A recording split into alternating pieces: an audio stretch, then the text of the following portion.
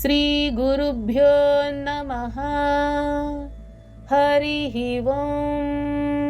అందరికీ నమస్కారం. యోగులు అయిన వారు కేవలం శరీరము చేత, మనస్సు చేత, బుద్ధి చేత, ఇంద్రియముల చేత కర్మలు చేస్తున్నారు. కానీ ఆ కర్మలను ఫలాపేక్ష లేకుండా, ఎటువంటి సంఘం లేకుండా చేస్తున్నారు.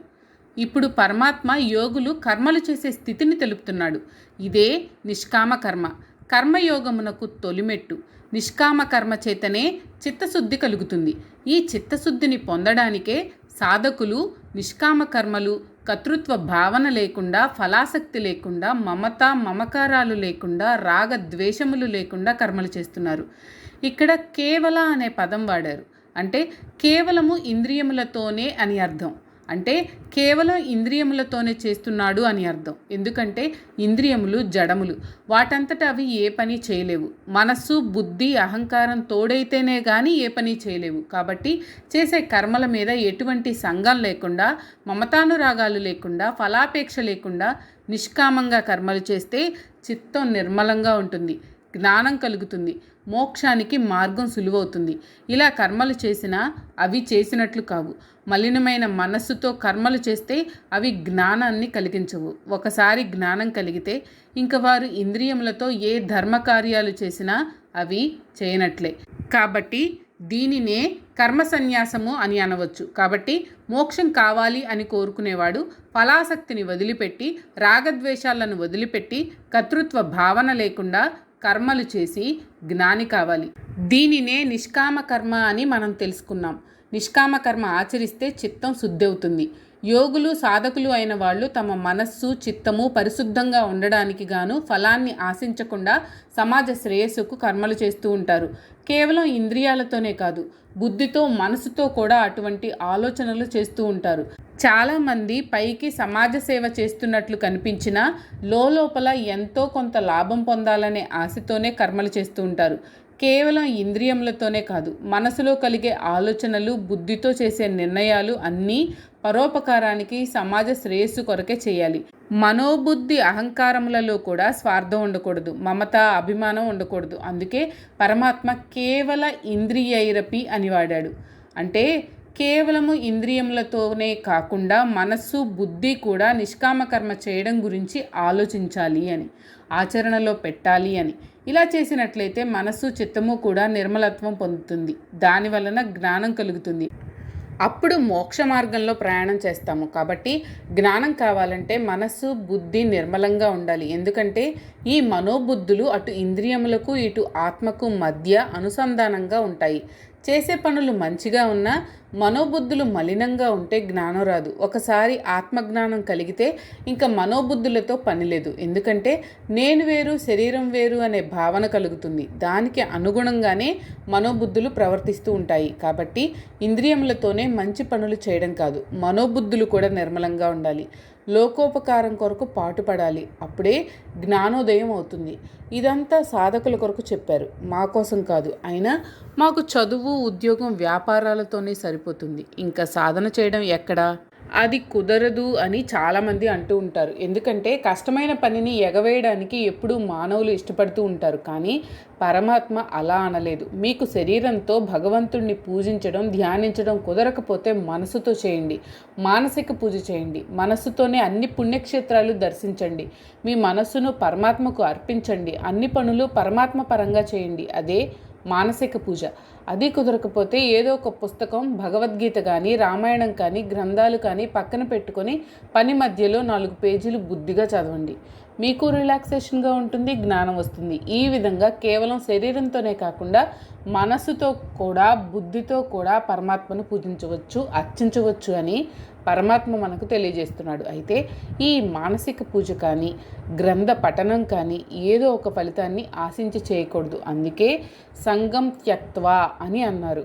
నిష్కామంగా చేయాలి. అలా చేస్తే మనకు వచ్చే ఫలితమే ఆత్మశుద్ధి. అంటే మనస్సు శుద్ధి అవుతుంది, మనస్సు నిర్మలంగా ఉంటుంది, ఎటువంటి టెన్షన్లు ఉండవు, బీపీ, షుగర్ ఉండవు, ఆరోగ్యంగా ఉంటాము.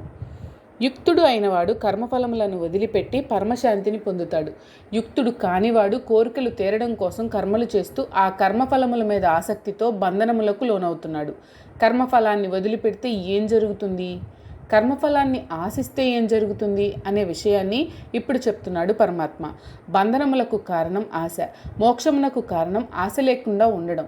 ఆశను వదిలిపెడితే బంధనములు ఉండవు, జ్ఞానం, ఆత్మశాంతి కలుగుతుంది. ఆశతో కర్మలు చేస్తే బంధనాలు, దుఃఖము, పతనము కలుగుతుంది. ఆశ కానీ ప్రతిఫలాపేక్ష కానీ లేకుండా కర్మలు చేస్తే చిత్తం నిర్మలంగా ఉంటుంది. అప్పుడు ఆత్మ గురించి ఆలోచిస్తాడు, శాంతిని పొందుతాడు. కాబట్టి కర్మయోగమైన, జ్ఞానయోగమైన పొందేది శాంతి. కానీ కర్మయోగంతో కలిగే శాంతి తాత్కాలికం, జ్ఞానయోగంతో కలిగే శాంతి శాశ్వతం. అందుకే దానిని ప్రశాంతి అంటే ప్రకృష్టమైన శాంతి అని అన్నారు. కాబట్టి యుక్తుడు అంటే నిశ్చయాత్మక బుద్ధి కలిగిన వాడు ఏ కర్మ చేసినా ఈ పని నేను చేస్తున్నాను అనే కర్తృత్వ భావనతో కాకుండా, ఈ పని నా స్వలాభం కోసం చేస్తున్నాను అని కాకుండా, ఈ పని భగవంతుని పరంగా చేస్తున్నాను, దీని ఫలితం భగవంతునికి అర్పిస్తున్నాను అనే భావనతో చేయాలి. అలా చేస్తే ముందు మనస్సు నిర్మలం అవుతుంది, తర్వాత ఆత్మజ్ఞానం కలుగుతుంది, ఆఖరున ఆత్మ సాక్షాత్కారం పొందుతాడు. అయుక్తుడు అంటే నిశ్చయాత్మక బుద్ధి లేనివాడు ఏ పని చేసినా తన స్వలాభం కొరకే చేస్తాడు, కర్మ బంధనములలో చిక్కుకుంటాడు, తీవ్రమైన అశాంతికి గురి అవుతాడు. కాబట్టి ఆర్జించే ధనము, సిరి సంపదలు, పదవులు శాంతిని ఇవ్వలేవు, పైగా అవి పోతాయేమో అనే నిరంతర భయంతో అశాంతికి గురి అవుతాడు. ఇక్కడ నిబధ్యతే అని వాడతారు. అంటే ఆశతో, ప్రతిఫలాపేక్షతో కర్మలు చేస్తే బంధనములు తప్పవు అని నిర్ద్వంద్వంగా చెప్పాడు. కాబట్టి ముందు ఆశ, ప్రతిఫలాపేక్ష వదిలిపెట్టాలి అని తెలుస్తూ ఉంది. పరమాత్మ పరమశాంతి కలగడానికి మార్గం ఏమిటి అనేది స్పష్టంగా చెప్పాడు. ఎందుకంటే ఈ రోజుల్లో ప్రతి మానవుడు మనశ్శాంతిని వెతుక్కుంటున్నాడు. మనశ్శాంతి కొరకు బాబాలను, దేవుళ్లను, తీర్థయాత్రలను ఆశ్రయిస్తున్నాడు. కానీ మనశ్శాంతి తన చేతిలోనే ఉందని తెలుసుకోలేకపోతున్నాడు. అదే అజ్ఞానం, అవిద్య. కేవలం మనస్సులో నుండి ఆశను దూరం చేసి ఫలితం ఆశించకుండా కర్మలు చేస్తే మనశ్శాంతి దానంతట అదే వస్తుంది. ఇదే ఇందులో రహస్యం. అలా కాకుండా ఆశతో ఫలితం ఆశించి పనులు చేస్తే దుఃఖం వస్తుంది. ఆ దుఃఖాలను తాత్కాలికంగా మర్చిపోవడానికి సాయంత్రం బార్లను, డ్రగ్స్ను ఆశ్రయిస్తున్నారు. చేయాల్సిన పని చేయడం లేదు, చేయకూడని పని చేస్తున్నారు. అదే నాకంతా తెలుసు అని అహంకారము. ఏమీ తెలియని తనం అంటే అవిద్య.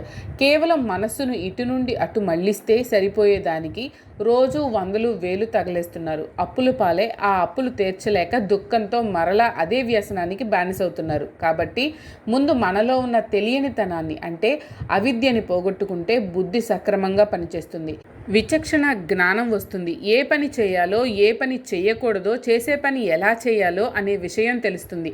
మనస్సు ప్రాపంచిక విషయాల నుండి నివృత్తి మార్గంలోకి మళ్ళుతుంది. అదే ముక్తి మార్గానికి తొలిమెట్టు. సర్వకర్మలను మనస్సులో సన్యసించేవాడు సుఖంగా ఉంటాడు. అటువంటి దేహి ఈ 9 ద్వారములు కల పురములో ఉన్న ఏ కర్మ చేస్తున్నా ఏమీ చెయ్యనివాడుగా, ఏమీ చేయించనివాడుగా ఉంటాడు. దేహి అంటే దేహంలో నివసించువాడు. ఈ దేహమునకు 9 ద్వారాలున్నాయి. 2 కళ్ళు, 2 చెవులు, 2 ముక్కు రంధ్రాలు, 1 నోరు, మూత్రద్వారము, మలద్వారము, మొత్తము 9. 9 ద్వారములు గల ఈ దేహము ఒక పురం. ఈ పురంలో నివసించేవాడిని దేహి అని, పురుషుడు అని అంటారు. ఆత్మస్వరూపుడు పురుషుడు. దేహములో అంటే శరీరం కల ఆడ, మగ అందరూ పురుషులే. పురుషుడు అంటే స్త్రీలు కారు అని అర్థం కాదు. ఈ పురంలో నివసించేవాడు ఎటువంటి అలజడి లేకుండా, బందులు, హర్తాళ్ళు లేకుండా, ఫైరింగ్లు లేకుండా నివసించాలంటే ఏం చేయాలి? లా అండ్ ఆర్డర్ కంట్రోల్లో పెట్టుకోవాలి. అంటే ఇంద్రియములను కంట్రోల్ చేయాలి, తన వశంలో ఉంచుకోవాలి. లా అండ్ ఆర్డర్ వశంలో లేకపోతే అంతా అల్లకల్లోలమే కదా. లా అండ్ ఆర్డర్ వశంలో ఉండాలంటే మనస్సు వశంలో ఉండాలి. అప్పుడు చక్కని నిర్ణయాలు తీసుకోవచ్చు. తప్పుడు నిర్ణయాలు తీసుకుంటే లా అండ్ ఆర్డర్ వశం తప్పుతుంది, దుఃఖం వస్తుంది. సింపుల్గా ఇది మనం నేర్చుకోవాలి. పురములో ఉండే పురుషుడు సంయమనంతో ఉండాలి, మనసును కంట్రోల్లో ఉంచుకోవాలి, మంచి సంకల్పములు చేయాలి. ఆ మంచి సంకల్పములు మంచి పనులుగా మారాలి. ఏది స్వలాభం కొరకు చేయకూడదు, కర్మ ఫలముల కొరకు ఆశించకూడదు. సమాజ శ్రేయస్సును దృష్టిలో పెట్టుకోవాలి. అప్పుడు అంతా ప్రశాంతంగా ఉంటుంది. కేవలం ఇంద్రియములనే కాదు, మనస్సు కూడా కంట్రోల్లో ఉండాలి. అందుకే మనస అని వాడతారు. కాబట్టి మనస్సును కూడా కంట్రోల్లో ఉంచుకోవాలి, ఏది అదుపు తప్పకూడదు. కొంతమంది ఉంటారు, పైకి ఏమీ చేయనట్లే ఉంటారు, మంచిగా బుద్ధిగా ఉంటారు, మనస్సులో క్రూరంగా ఆలోచిస్తూ దుర్మార్గాలు చేస్తుంటారు. ఈ రోజుల్లో ఆర్గనైజ్డ్ క్రైమ్స్ అంటే ఇలాంటివే. జైళ్లలో ఉండి కూడా సెల్ ఫోన్లలో దందాలు నడిపిస్తూ ఉంటారు. వారి శరీరం కంట్రోల్లో పెట్టబడిన మనసు బుద్ధి మలినంగా ఉంటాయి. వారికి ఎక్కడున్నా శాంతి లభించదు. నిరంతరం భయంతో అశాంతితో బాధపడుతూ ఉంటారు. కాబట్టి కేవలం ఇంద్రియములనే కాదు, మనసును కూడా నిగ్రహించిన నాడే శాంతి అనే పదానికి అర్థం దొరుకుతుంది. ఇక్కడ ఇంకో మాట అన్నాడు పరమాత్మ, సర్వకర్మాణి అంటే ఏదో ఒక కర్మ మనసా వాచ కర్మణ బాగా చేస్తాను అంటే కుదరదు. సర్వకర్మలు ధర్మంగా న్యాయంగా ఇతరులకు హాని కలిగించకుండా చేయాలి. ఆ కర్మల ఫలితములను ఆశించకుండా చేయాలి. అప్పుడే మనశ్శాంతి కలుగుతుంది. కాబట్టి నవద్వారపురంలో ఉండే పురుషుడు ఇంద్రియములను మనసును నిగ్రహించి నిష్కామంగా కర్మలు చేస్తే మనశ్శాంతి దానంతట అదే కలుగుతుంది.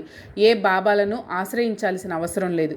వేలకు వేలు ధనం వ్యయం చేయాల్సిన అవసరం లేదు. పురుషుడు అయిన వాడు మనస్సును ఆత్మయందు నిలిపి ఇంద్రియములతో పనులు చేస్తుంటే కూడా మనశ్శాంతి లభిస్తుంది. ప్రతి పనికి సంకల్పం అనేది ముఖ్యం. సంకల్పం చేయడానికి మనస్సు కారణం. ఆ మనస్సు ఆత్మలో లగ్నమైతే ఇంద్రియములు ఏమీ చేయలేవు. తమ తమ నియమిత కర్మలను మాత్రమే చేస్తాయి. అటువంటి వాడు ఈ దేహంలో ఉండి ఏ కర్మ చేసినా ఏమీ చేయనట్లే, ఏమీ చేయించనట్లే అవుతుంది. మనం మనస్సుతో బుద్ధితో ఇంద్రియములతో కర్మలు చేస్తుంటాం. పుట్టినవాడు కర్మలు చేయక తప్పదు. కానీ సాధకుడు ఏ కర్మలు చేసినా అవి నేనే చేయడం లేదు, ఈ శరీరం మనస్సు చేస్తున్నాయి అనే భావనతో ఉంటాడు. అంటే నేను చేయడం లేదు కాబట్టి ఈ కర్మఫలం నాది కాదు అని అనుకుంటాడు. దానినే మనస్సుతో కర్మలను సన్యసించడం అంటారు. ఆ ప్రకారంగా సర్వకర్మలను మనఃపూర్వకంగా సన్యసిస్తే అతడు సుఖంగా ఉంటాడు. అటువంటి వాడు ఈ దేహంలో ఆత్మస్వరూపుడుగా నివసిస్తున్నాడు. ఆ దేహి ఈ దేహముతో ఇంద్రియములతో ఏ కర్మ చేసినా తాను ఏమీ చేయనట్లు, ఏమీ చేయించనట్లు ఉంటాడు. కేవలం సాక్షిభూతుడుగా ఉంటాడు. మానవునిలో ఉన్న ఆత్మ ఎటువంటి కర్మలను కానీ, ఆ కర్మలను నేను చేస్తున్నాను అనే కర్తృత్వమును కానీ, ఆ కర్మలు చేస్తే లభించే ఫలములను కానీ సృష్టించలేదు. ప్రతి మానవుడు తన యొక్క స్వభావమును, అతని పూర్వజన్మ సంస్కారమును బట్టి ప్రవర్తిస్తున్నాడు. మానవుడు చేసే కర్మలకు అతనిలో ఉన్న ఆత్మకు ఎటువంటి సంబంధము లేదు. ప్రభువు అంటే ఈ దేహంలో ఉన్న దేహి అనబడే ఆత్మ. ఈ ఆత్మ స్వరూపము మనం చేసే కర్మలను కానీ, మనం మనసుతో చేసే ఆలోచనలను కానీ, వాటి వలన కలిగే ఫలితములు కానీ సృష్టించదు. పుట్టినప్పటి నుండి మరణించేదాకా మానవునికి సంపూర్ణ స్వాతంత్రం ఇచ్చాడు. మరి ఈ బాహ్య ప్రపంచంలో కర్మలు ఎవరు చేస్తున్నారు, ఎవరు చేయిస్తున్నారు అంటే ప్రతి మానవుడు తన స్వభావములను బట్టి కర్మలను చేస్తున్నాడు. ఈ స్వభావాలు ఆ మానవుని సంస్కారముల వలన కలుగుతాయి. సంస్కారములు పూర్వజన్మ వాసనల వల్ల కలుగుతాయి. అంటే మానవుడు క్రిందటి జన్మలో ఏం చేస్తే అది ఈ జన్మలో అతని స్వభావంగా మారుతుంది. ఈ స్వభావానికి లోపల ఉన్న దేహికి ఎటువంటి సంబంధం లేదు. మానవులు వారి వారి స్వభావాలను బట్టి ప్రవర్తిస్తూ ఉంటారు. ఉదాహరణకు మనకు వెలుగుంది, అది సూర్యుని వెలుగు కావచ్చు, లేక రాత్రిళ్ళు మనం వెలిగించుకునే దీపాల వెలుగు కావచ్చు. ఆ వెలుతురులో మనం అన్ని రకాలైన పనులు చేస్తాము. చేయవలసినవి, చేయకూడని పనులు కూడా చేస్తుంటాం. అంటే మనం వెలుతురు మీద ఆధారపడతాం, కానీ ఆ వెలుగు మన మీద ఆధారపడదు. మనం ఏం చేసినా, చేయకపోయినా, మంచి పనులు చేసినా, చెడ్డ పనులు చేసినా దానికి సంబంధం లేదు. కేవలం మనకు వెలుగును ఇస్తూ ఉంది. అంటే ఈ విద్యుత్తు కూడా మనం రకరకాల వస్తువులను పనిచేయించడానికి ఉపయోగిస్తుంది. అది AC, fridge, computer, TV, iron box ఏదైనా కావచ్చు, లేక అసాంఘిక కార్యాలకు ఉపయోగించవచ్చు. ఆ వస్తువులు ఏవైనా కానీ విద్యుత్తు ఆ వస్తువులు నడపడానికి కావలసిన శక్తినిస్తుంది. ఆ వస్తువులతో కానీ, ఆ వస్తువులు చేసే పనులతో కానీ విద్యుత్తుకు ఎటువంటి సంబంధము లేదు. ఎలా అంటే విద్యుత్తు ఐరన్ బాక్సులో చేరి వేడినిస్తే ఫ్రిడ్జ్లో చేరి చల్లదనాన్ని ఇస్తుంది.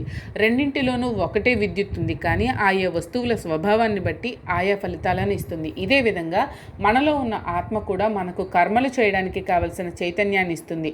మనలో ఉన్న ఆత్మ మన స్వభావాలను బట్టి బయట ప్రపంచంలో ప్రవర్తిస్తూ దానికి తగిన ఫలితాలను ఇస్తూ ఉంటుంది. కానీ వాటితో ఆత్మకు ఎటువంటి సంబంధం లేదు.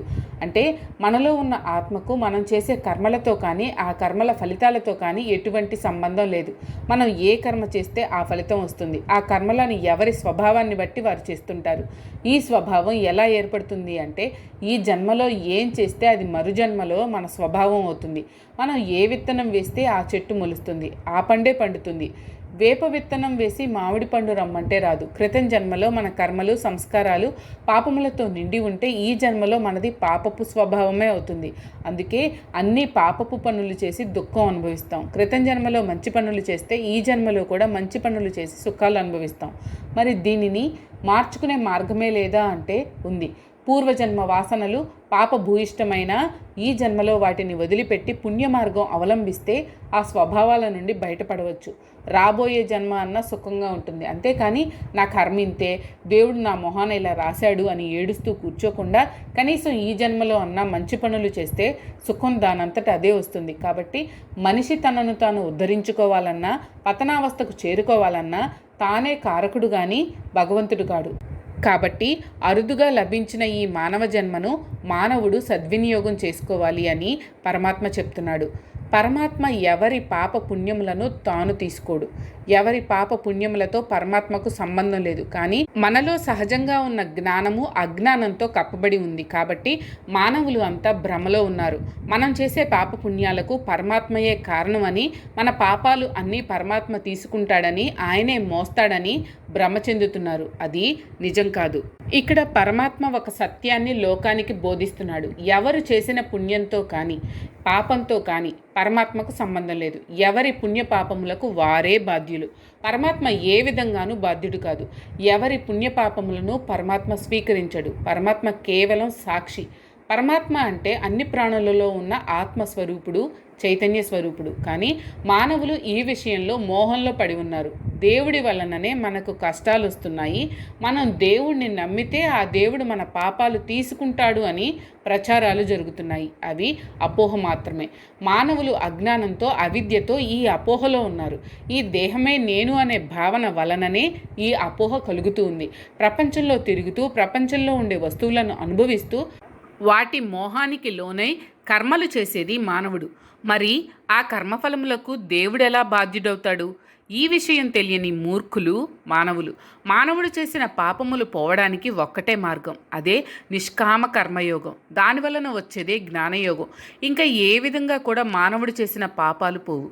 జ్ఞానం అంటే నేను వేరు శరీరం వేరు అనే భావన కలగడం. కాబట్టి ముందు తనలో ఉన్న వాసనలను పోగొట్టుకోవడానికి ప్రయత్నించాలే కానీ దేవుడు నా పాపాలు మోస్తాడు అని అనడం అవివేకం. ఇంకా వివరంగా చెప్పాలంటే మానవుడు తన పుణ్య పాపములను తానే సంపాదించుకుంటాడు, అనుభవిస్తుంటాడు, మరలా జన్మ పొందుతూ ఉంటాడు. ఇందులో ఎవరి ప్రమేయం లేదు. భగవంతుడు ఎవరి పుణ్య పాపములను స్వీకరించడు. కాబట్టి నిష్కామ కర్మతో కర్తృత్వ భావన లేకుండా కర్మలు చేసి జ్ఞానం పొంది పాపముల నుండి విముక్తి కావాలి. కానీ దేవుడి మీద తోసేయడం సరికాదు. ఎవరు కర్మ చేస్తారో వారే ఆ కర్మఫలం అనుభవించాలి. అంతేకాని ఒకరు కర్మ చేస్తే మరొకరు ఫలితం అనుభవించరు. కాబట్టి ఒకరి కర్మఫలములకు మరొకరు కారణం కాదు. మానవులు పాపాలు చేసి పాపఫలం అనుభవిస్తూ దేవుడు నాకు కష్టాలు తెచ్చిపెట్టాడు అని భావించడం తప్పు. మానవుల కష్టాలకు సుఖాలకు దేవుడు ఏ విధంగానూ బాధ్యుడు కానప్పుడు మరి ఎవరు బాధ్యుడు అంటే మనలో ఉన్న సూక్ష్మ శరీరం, దానిని అంటిపెట్టుకున్న గత జన్మ వాసనలు అనే సమాధానం వస్తుంది. మనలో ఉన్న మనోబుద్ధి అహంకారాల సముదాయమే సూక్ష్మ శరీరం. ఆ సూక్ష్మ శరీరం ఒక దేహం నుండి మరొక దేహానికి ప్రయాణం చేస్తూ ఉంటుంది. పోతూ పోతూ ఆయా దేహాలతో చేసే కర్మల వాసనలను తనతో మోసుకుపోతూ ఉంటుంది. మరుజన్మలో ఆ వాసనలు స్వభావాలుగా మారతాయి. ఆయా స్వభావాలకు అనుగుణంగా ఏ దేహంలో ఉంటాడో ఆ దేహం మీద విపరీతమైన అభిమానంతో కర్మలు చేస్తూ వాటికి తగ్గ ఫలితాలను పొందుతుంటాడు మానవుడు. ఈ కర్మలు చేయడానికి శక్తి కావాలి కదా. మనలో ఉన్న ఆత్మ చైతన్యము, మనలో ఉన్న మనోబుద్ధి అహంకారాలకు, ఇంద్రియ తన్మాత్రలకు తగిన శక్తిని మాత్రమే ఇస్తుంది. ఆ శక్తితో వాడు ఏం చేస్తాడో ఆత్మకు అనవసరం. కేవలం సాక్షిగా చూస్తూ ఉంటుంది. ఇది తెలుసుకోవడమే ఆత్మజ్ఞానం అని అంటారు. మానవ సహజమైన ఈ ఆత్మజ్ఞానం అజ్ఞానంతో కప్పబడి ఉంది. ఆ కారణం చేత ఈ మానవులు మోహంలో పడిపోతున్నారు. ఇక్కడ జంతవహ అని వాడారు. మామూలుగా జంతవహ అంటే జంతువులు అని అర్థం. కానీ ఇక్కడ మరలా పుడుతూ చస్తూ అజ్ఞానంలో పడి అలమటించే ప్రాణులు అని అర్థం చెప్పుకోవాలి. జంతువులకు జ్ఞానం ఉండదు, అవి కర్మజీవులు. జంతు అంటే పుట్టిన ప్రాణి. పుట్టిన ప్రతి ప్రాణి జంతువు అయితే మానవత్వం ఉన్నవాడు మాత్రం మానవుడు అనిపించుకుంటాడు. మనిషి మనీషి అవుతాడు. అందుకే ఎవరైనా దుర్మార్గుడిని తిట్టాల్సి వస్తే ఒరే కుక్క, గాడిద, పశువ, దున్నపోతా అని తిడతాం. నీకంటే అవే నయర్రా అని కూడా అంటాం. అంటే వాడిలో మానవత్వం నశించి పశుత్వం ప్రబలింది అన్నమాట. మనలో అజ్ఞానం, దాని వలన పుట్టిన మోహం, దేహాభిమానం ఉన్నంతకాలం ఈ జనన మరణ చక్రంలో తిరుగుతూ ఉండడం తప్పదు. మరి ఈ అజ్ఞానం పోవాలంటే ఏం చేయాలో ఇకపైన వివరించబోతున్నాడు పరమాత్మ. జ్ఞానము చేత ఎవరి అజ్ఞానం నాశనమవుతుందో అటువంటి వారి జ్ఞానం సూర్యుని వలె అతనిలో ఉన్న పరమాత్మ స్వరూపమును ప్రకాశింపచేస్తూ ఉంటుంది. దీపం వెలిగించగానే చీకటి పోతుంది. జ్ఞానం కలగగానే అజ్ఞానం తొలగిపోతుంది. మందు వేసుకుంటే రోగం నయమవుతుంది. ఇది ప్రాథమిక సూత్రం.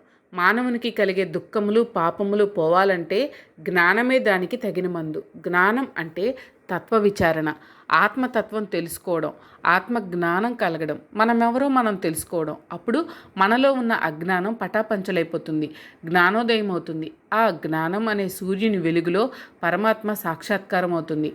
దీనికి ఒక మంచి ఉదాహరణ, సూర్యుడు మేఘాలతో కప్పబడి ఉంటే మనకు వెలుతురు, వేడి ఉండదు, చీకటిగా ఉంటుంది. అదే మేఘాలు అడ్డం తొలగితే లోకం వెలుగుతో నిండిపోతుంది.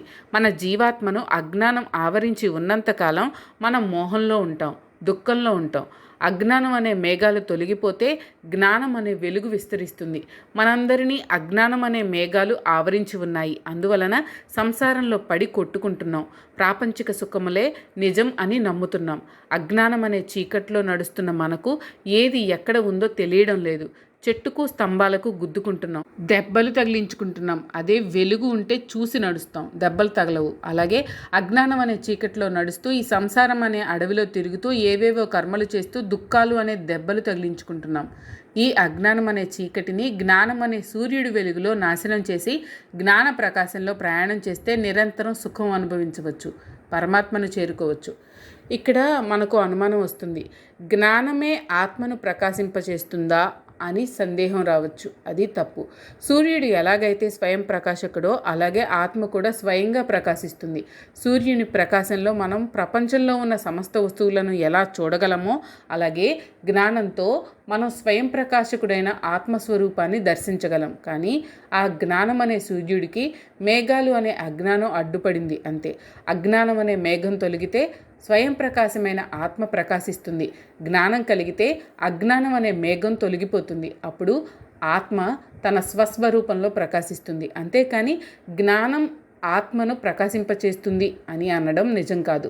సూర్యుడి వెలుగులో మనం అన్ని వస్తువులను ఎలా చూడగలమో అలాగే జ్ఞానం అనే వెలుగులో మనం ఆత్మను దర్శించగలం. అప్పుడు మనకు ఈ ప్రాపంచిక విషయాలు అన్నీ తమ నిజస్వరూపాలతో కనిపిస్తాయి. మనలో ఉన్న మోహము అనే భ్రమ తొలగిపోతుంది. కాబట్టి జీవులు మోహము, అజ్ఞానము, ఆశ, కామము వీటి నుండి బయటకు రావాలంటే జ్ఞానం అవసరం.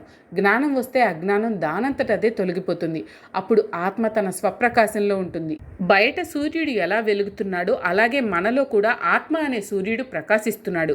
ఆత్మ అనే సూర్యునికి ఈ ప్రాపంచిక సుఖములు అనే అజ్ఞానం అడ్డుతూ ఉంటుంది. దానిని అడ్డు తొలగిస్తే ప్రతి వాడి హృదయంలో ఆత్మ ప్రకాశిస్తుంది. జ్ఞానం ఎలా వస్తుంది అంటే నిష్కామ కర్మ, భక్తి, ధ్యానం, వైరాగ్యం మొదలైనవి సాధించాలి. కనీసం ప్రయత్నం చేయాలి. ఇక్కడ ఏషాం అని వాడతారు, అంటే ఎవరికైనా అని అర్థం. అంటే ఏ కులం, మతం, జాతి, ధనిక, పేదవాడైనా ఈ సూత్రం వర్తిస్తుంది. అంతేకాని కొంతమందికే కాదు. అంటే ప్రతి జీవిలో ఆత్మ ఉంటుంది. అది అజ్ఞానంతో కప్పబడి ఉంటుంది. ఆ కప్పు తీసేస్తే ఆత్మ వెలుగు కనపడుతుంది. ఆ పరమాత్మ యందే నిశ్చయాత్మక బుద్ధి కలవారు, పరమాత్మ యందే మనసు నిలిపినవారు, పరమాత్మ యందే నిష్ట కలవారు, పరమాత్మను శరణాగతి పొందినవారు తాము సంపాదించిన జ్ఞానముతో తమలోని కల్మషములను దూదిపింజల మాదిరి ఎగరగొట్టి ఈ జనన మరణ చక్రం నుండి విముక్తి పొందగలరు. ఇక్కడ ఆత్మజ్ఞానం కలగడానికి మార్గం చెప్తున్నాడు. ఆత్మజ్ఞానం, మోక్షం అంటే మాటలు కాదు, తీవ్రమైన సాధన, అభ్యాసం చేయాలి. దానికి మొదటి సూత్రం, మనం చేసే ఏ పని అయినా శ్రద్ధ, ఏకాగ్రత, తదేక చింతన, ధ్యాస పెట్టి చేయాలి. అలాగే ఆత్మజ్ఞానం కావాలంటే ఆత్మయందే బుద్ధి కలిగి ఉండాలి. ఆత్మయందు మనస్సు నుంచాలి. అటు ఇటు పోనీయకూడదు. ఆత్మ నిష్ట కలిగి ఉండాలి. ఇలా చేస్తే ఆత్మకు అనుసంధానం అవుతాం. ఇక్కడ భ్రమర కీటక న్యాయం వర్తిస్తుంది. అంటే భ్రమరం చుట్టూ తిరుగుతుంటే పురుగు కూడా భ్రమరం అయిపోతుంది. అలాగే ఎల్లప్పుడూ ఆత్మయందే ధ్యాస ఉంటే తానే ఆత్మస్వరూపుడు అయిపోయే అవకాశం ఉంది. ఎలాగంటే మనసు ఎల్లప్పుడూ దేని గురించి ధ్యానిస్తుంటుందో, దానిలో తన్మయం అవుతూ ఉంటుందో అదే స్థితిని పొందుతుంది. ఇది భౌతిక సిద్ధాంతం. పూర్వకాలంలో ఋషులు ఇటువంటి తపస్సులు చేసి సిద్ధి పొందారు. కాబట్టి మనం కూడా కొంచెం కొంచెం ప్రయత్నం చేయాలి. మనకు ఉన్న సమయంలో కొంచెం సమయం ప్రాపంచిక విషయములలో, కొంత సమయం దైవ ధ్యానంలో గడిపితే నిదానంగా జ్ఞానం వస్తుంది. పూర్తిగా దైవ ధ్యానంలో గడిపితే తొందరగా జ్ఞానం వస్తుంది. కాబట్టి నిదానంగానైనా మనం ఆ స్థితికి చేరుకోవడానికి ప్రయత్నం చేయాలి. జ్ఞానం కలిగితే ఏం జరుగుతుంది అంటే పునరావృత్తి కలుగదు, మరుజన్మ ఉండదు. అటువంటి స్థితి ఎవరికి కలుగుతుంది అంటే మనస్సులో కల్మషం లేనివారికి, పాపములు నశించిన వారికి, అజ్ఞానము అవిద్య లేనివారికి. ఆ కల్మషం ఎలా పోతుంది అంటే జ్ఞానం కలిగితే నశిస్తుంది. జీవునిలో పాపము మాలిన్యం ఉన్నంత వరకు ఆత్మజ్ఞానం కలుగదు. దానికి కావాల్సింది నిరంతర భగవంతుని చింతన, ఆత్మనిష్ట, ఆత్మను నమ్ముకోవడం. ఇవన్నీ కావాలంటే సోమరితనం ఉండకూడదు. నిరంతర సాధన, దానికి ప్రయత్నం అవసరం. మనం అశాశ్వతములైన ప్రాపంచిక వస్తువులను సంపాదించడం కోసం రేయింబగళ్ళు కష్టపడుతున్నాము. ఆ శ్రమలో సగం ఆత్మజ్ఞానం సంపాదించడంలో పెడితే శాశ్వత సుఖం లభిస్తుంది. అటువంటి శాశ్వత సుఖం కోసం, శాంతి కోసం మనం ఎందుకు ప్రయత్నం చేయకూడదు? దీనికి పెద్దగా శ్రమ పడాల్సిన అవసరం లేదు. మనం ప్రాపంచిక విషయములలో చూపే శక్తి, యుక్తి, బలము, నిష్ట అటు నుండి ఇటువైపుకు అంటే ఆత్మవైపుకు తిప్పితే చాలు, జ్ఞానం వస్తుంది, మోక్షం వస్తుంది. కాబట్టి ఈ రోజు నుండి ఆత్మయందు ప్రేమ, శ్రద్ధ, తదేక నిష్ట కలిగి ఆత్మజ్ఞానం సంపాదించమని భగవానుడు మనకు ఇక్కడ తెలియజేస్తున్నాడు. తత్పరత అంటే ఆత్మయందు కమిట్మెంట్. నేను ఈ శరీరం కాదు, నేను ఆత్మస్వరూపుడను అనే భావన కలిగి ఉండాలి. మనం ఏ పని చేస్తున్నా మనస్సులో పరమాత్మ గురించిన ధ్యానము, స్మరణ మర్చిపోకూడదు. ఎందుకంటే ప్రాపంచిక విషయాలలో దుఃఖం తప్ప సుఖం లేదు. పరమాత్మ యందు నిష్ట కలిగి ఉంటే సుఖమే సుఖము, దుఃఖమునకు తావే ఉండదు. తద్బుద్ధయ అంటే కేవలం పరమాత్మ యందు కమిట్మెంట్ ఉంటే సరిపోదు. ఆ కమిట్మెంట్ కార్యరూపం దాల్చాలి. భగవద్గీత చదవాలి అని గాఢమైన కోరుకుంటే సరిపోదు. ఆ పుస్తకం కొనాలి, 701 శ్లోకాలు పూర్తిగా చదవాలి. అప్పుడే కోరిక కార్యరూపం దాలుస్తుంది. అంటే మన సంకల్పాన్ని కార్యరూపంలో పెట్టాలి అనే బుద్ధి కూడా ఉండాలి. తదాత్మానః, ఇక్కడ ఆత్మ అంటే మనస్సు. అంటే కేవలం చదివితే సరిపోదు, దాని మీద మనస్సు లగ్నం చేయాలి. చాలామంది పైపైన చదువుతారు, మనస్సు పెట్టి చదవరు. అందుకే అది అర్థం కాదు. శాస్త్రం అర్థమైంది అంటే నేను వేరు, ఈ శరీరం వేరు అనే భావన కలగాలి. నేనే ఈ శరీరము అనే భావన మనకు పూర్వజన్మ వాసనల నుండి సంక్రమించింది. దానిని పోగొట్టుకోవాలంటే శాస్త్రమును మనసు పెట్టి శ్రద్ధతో అధ్యయనం చేయాలి. చదివిన దానిని మనసు పెట్టి ఆచరించాలి. తన్నిష్ఠాహ అంటే కేవలం శాస్త్రజ్ఞానం ఉంటే సరిపోదు, దాని మీద నిష్ట కలిగి ఉండాలి. దానిని సంపూర్ణంగా నమ్మాలి. దానిని సర్వకాల సర్వావస్థల యందు అనుసరించాలి, ఆచరించాలి. అందులో లీనమవ్వాలి, తాదాత్మ్యం చెందాలి. మనకు కష్టం వచ్చినా సుఖం వచ్చినా ఆ జ్ఞాన నిష్టలో ఉండాలి. సుఖ దుఃఖాలను సమంగా చూడగలగాలి. అటువంటి వారి జ్ఞానముతో అతనిలో ఉన్న రాగద్వేషములు అనే కల్మషములన్నీ దూది పింజల వలె ఎగరగొట్టబడతాయి. అప్పుడు అతడు జీవన్ముక్తుడు అవుతాడు. జనన మరణ చక్రం నుండి విడిపడతాడు. జీవన్ముక్తుడు ఎలా ఉంటాడు అనే విషయం ఇప్పుడు వివరిస్తున్నాడు పరమాత్మ. జీవన్ముక్తుడు విద్య, వినయము పుష్కలంగా కలిగి ఉన్న బ్రాహ్మణుని యందు, కుక్క మాంసమును తినేవారి యందు, గోవు, ఏనుగు, కుక్క మొదలగు చిన్న పెద్ద జంతువుల యందు సమమైన దృష్టి కలిగి ఉంటాడు. పరమాత్మ మనకు ఒక విషయం చెప్పాడు.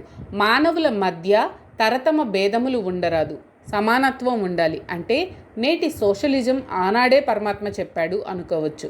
పరమాత్మ దీనిని ఒక్క జ్ఞానులకే పరిమితం చేశాడు. కానీ ఈ సూత్రం మానవులందరికీ ఆచరణీయం.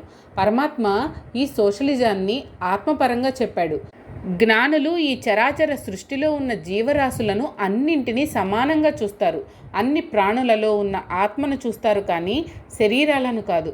అన్నింటి మీద సమభావం కలిగి ప్రేమ, దయ, కరుణ కలిగి ఉంటారు. ఎవరిని ద్వేషించరు. మనం మానవులం కాబట్టి మానవుల దృష్టాంతాన్ని తీసుకున్నాడు పరమాత్మ.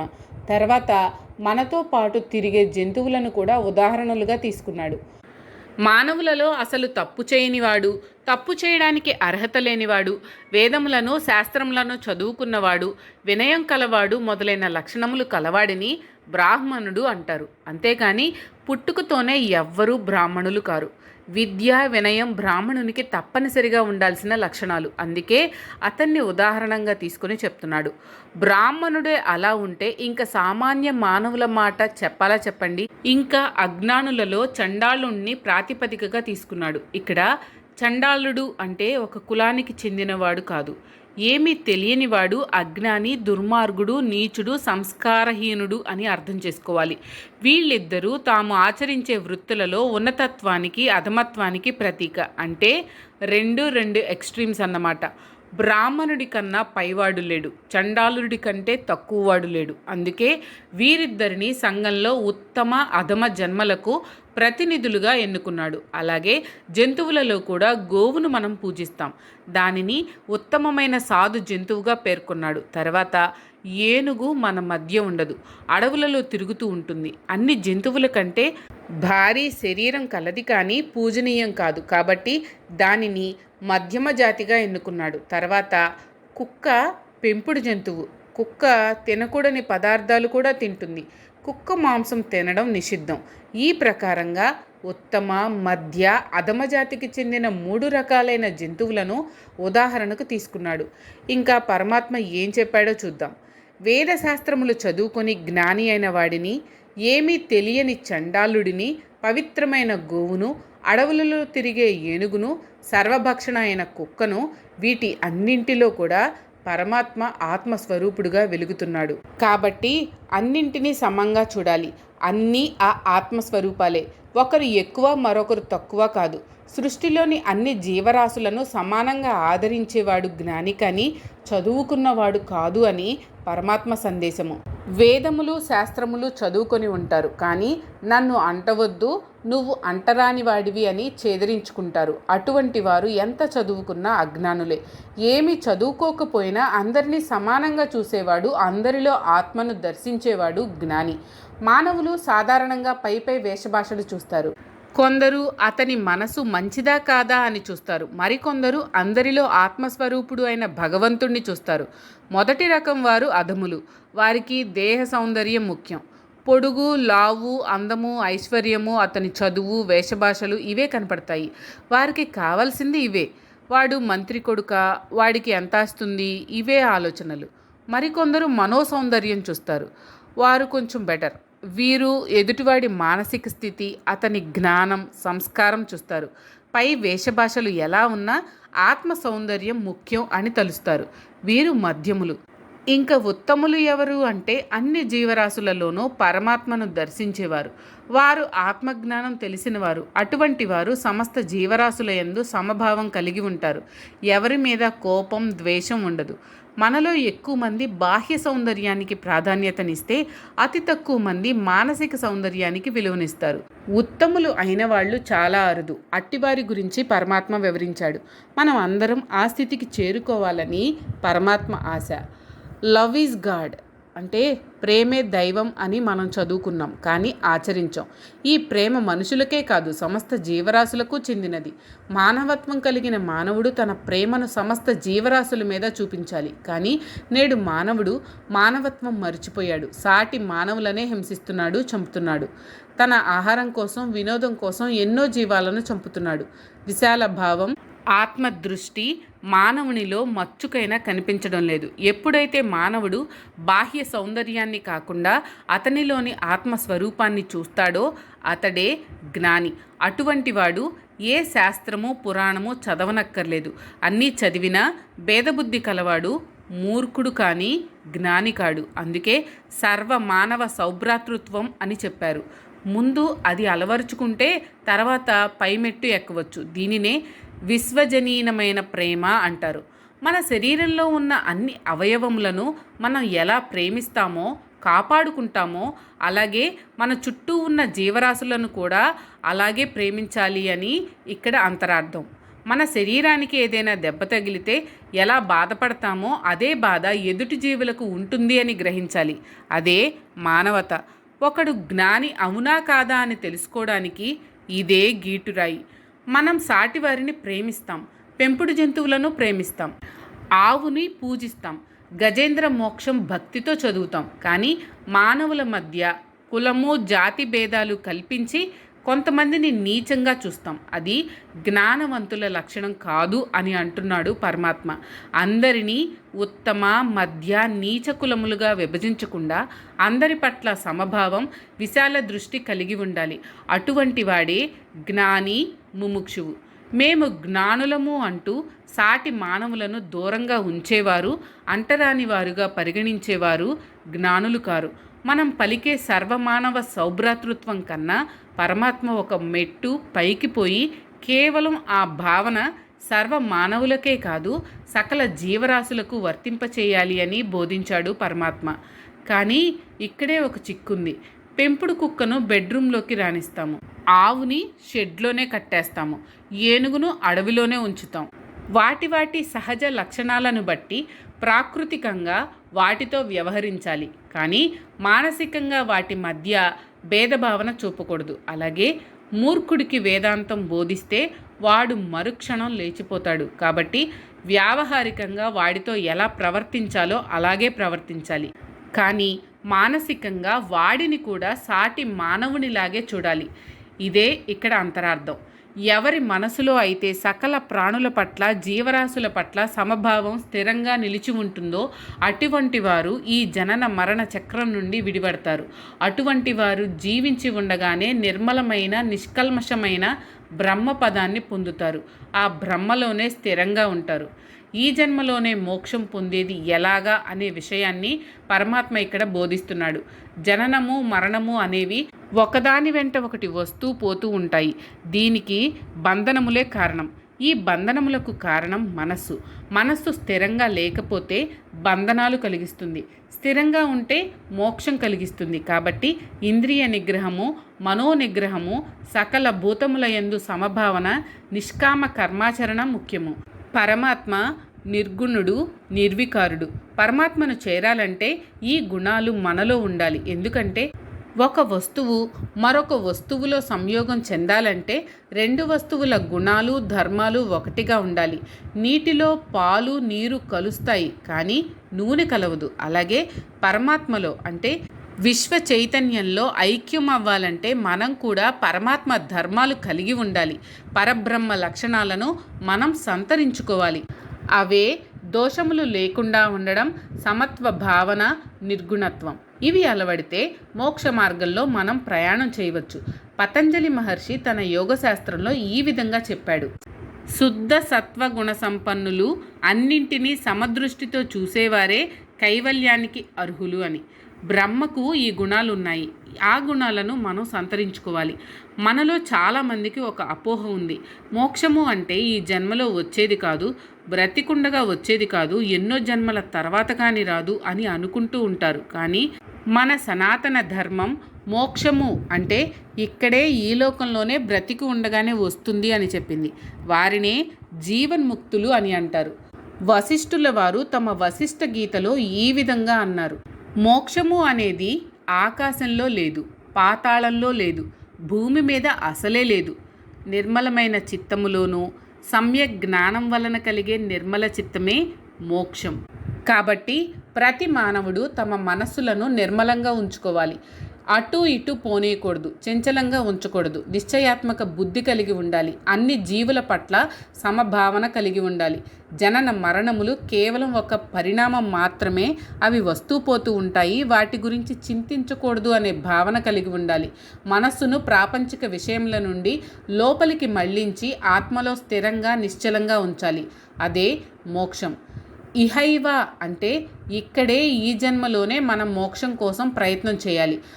మనకు వస్తుందా ఏమన్నానా అనే నిరాశ పడనక్కర్లేదు. ముందు ప్రయత్నం చేయాలి. ఎందుకంటే మోక్షం పొందడానికి కాలము, స్థలముతో నిమిత్తం లేదు. ఇంట్లో ఉండి కూడా మోక్షం పొందడానికి ప్రయత్నం చేయవచ్చు. కావాల్సిందల్లా సమ్యక్ దృష్టి, అందరినీ సమానంగా చూడడం, అన్ని జీవులలో పరమాత్మ ఉన్నాడని నమ్మడం, దేహములను బట్టి, వేష భాషలను బట్టి భేదభావం చూపకుండా ఉండడం, మనస్సును నిర్మలంగా, నిశ్చలంగా ఉంచుకోవడం ముక్తికి మార్గాలు ఇవే.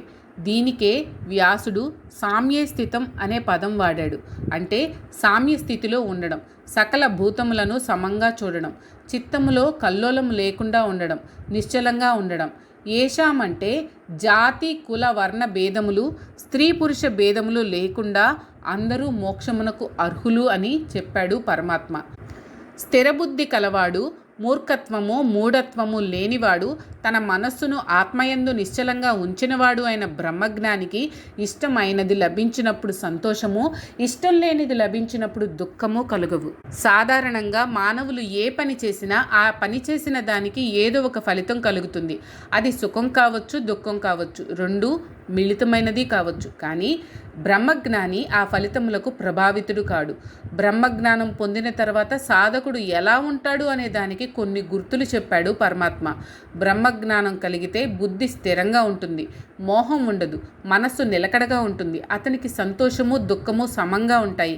జ్ఞానం పొందని అజ్ఞానికి ఈ అవలక్షణాలు అన్నీ ఉంటాయి. బ్రహ్మజ్ఞానం పొందిన సాధకునికి ఈ ప్రపంచం అంతా మాయగా కనపడుతుంది. ఇందులో ఏదీ సత్యం కాదు అని తెలుసుకుంటాడు, మాయలో పడడు. ఈ మాయా ప్రపంచంలో సుఖదుఖములు వస్తూ పోతుంటాయి, వాటికి మనం పొంగిపోవడం బాధపడడం వృధా అని తెలుసుకుంటాడు, నిశ్చలంగా ఉంటాడు. అలా కాకుండా మనకు కనపడేవన్నీ సత్యము అనుకునేవాడికి సుఖదుఖములు కలిగిస్తాయి. దీనికంత మూలం మనస్సు నిగ్రహించుకోకపోవడం వలన ఇవన్నీ జరుగుతాయి. బ్రహ్మజ్ఞానం పొందినవాడి బుద్ధి స్థిరంగా ఉంటుంది. అజ్ఞాని బుద్ధి కామము మొదలైన వాటితో చంచలంగా ఉంటుంది. వెలుగులో ఉన్నవాడికి చీకటి అంటే ఏంటో తెలియదు. అలాగే జ్ఞానం కలవానికి అజ్ఞానం అంటే ఏంటో తెలియదు. అతనికి సందేహాలు కలగవు, మోహంలో పడడు. ప్రాపంచిక వస్తువులు అన్నీ ఎండమావులు అని తెలుసుకొని వాటి మోహంలో పడడు. ఇది తెలియని అజ్ఞానులు మాత్రమే ఎండమావుల వెంట పరిగెత్తి అక్కడ ఏమీ లేకపోతే దుఃఖపడుతూ ఉంటారు. కాబట్టి స్థిర బుద్ధి, సమత్వము కలిగి మోహం లేకపోవడం జ్ఞాని లక్షణాలు. ఇక్కడ మనకు ఒక సందేహం వస్తుంది. జీవన్ముక్తుడికి కర్మలు చేయాల్సిన అవసరం, ఆ ఫలితములను అనుభవించాల్సిన అవసరం ఏముంది అని అనుకుంటూ ఉంటారు. మోక్షము అనేది ఎక్కడో లేదు, ఇక్కడే ఈ జన్మలోనే వస్తుంది అని చెప్పుకున్నాం కదా. ఈ జన్మలోనే మోక్షం కలిగిన మరణించేదాకా ఈ దేహం ఉంటుంది. దేహం ఉన్నప్పుడు ఆకలి దప్పులు, ఎండ చలి ఉంటాయి, మనసు ఉంటుంది, బయట ప్రపంచంలో తిరుగుతూ ఉంటుంది. వీటిని ఎవ్వరూ ఆపలేరు. జ్ఞాని కూడా దేశము కాలము వీటి ప్రభావానికి అతీతుడు కాడు. కాకపోతే జ్ఞాని వీటి ప్రభావానికి లోను కాడు. అజ్ఞాని వీటి ప్రభావానికి లోనవుతూ ఉంటాడు. జ్ఞాని ఏది వచ్చినా ఆనందిస్తూ ఉంటాడు, దేనిని పట్టించుకోడు. అజ్ఞాని ప్రతిదానికి స్పందిస్తూ ఉంటాడు, భావోద్వేగాలు పొందుతూ ఉంటాడు. జ్ఞాని తనకు అనుకూల పరిస్థితులలో సంతోషిస్తాడు, కానీ పొంగిపోడు, ఎగిరి గంతేయడు. ఎందుకంటే అతని మనస్సు నిశ్చలంగా ఉంటుంది. ప్రతికూల పరిస్థితులు వచ్చినప్పుడు కృంగిపోడు, దుఃఖానికి లోనుకాడు, దానిని కూడా సుఖాలుగానే భావిస్తాడు. మూఢత్వము అంటే తాను నమ్మిందే వేదం, ఇతరులు ఏం చెప్పినా వినకపోవడం, ప్రతిదానికి సందేహించడం, ప్రతిదానిని ఇది మన వల్ల కాదు, ఇది అయ్యే పని కాదు అనే వ్యతిరేక భావంతో ఉండడం. ఆత్మజ్ఞానిలో ఈ మూఢత్వం మచ్చుకైనా కనిపించదు. అతని మనస్సు నిర్మలంగా ఉంటుంది. ఇదంతా ఆత్మజ్ఞానం వలన వస్తుంది. ఆత్మజ్ఞానం కలిగితే ఈ జన్మలోనే ఇక్కడే ముక్తి లభిస్తుంది. మీకు కనుక ఈ వీడియో నచ్చినట్లయితే లైక్ చేయండి, అలాగే మీ ఫ్యామిలీ అండ్ ఫ్రెండ్స్కి షేర్ చేయండి. ఛానల్లో కొత్త నోటిఫికేషన్స్ కోసం సబ్స్క్రైబ్ చేయండి, అలాగే పక్కనే ఉన్న బెల్ ఐకాన్ని ట్యాప్ చేయండి.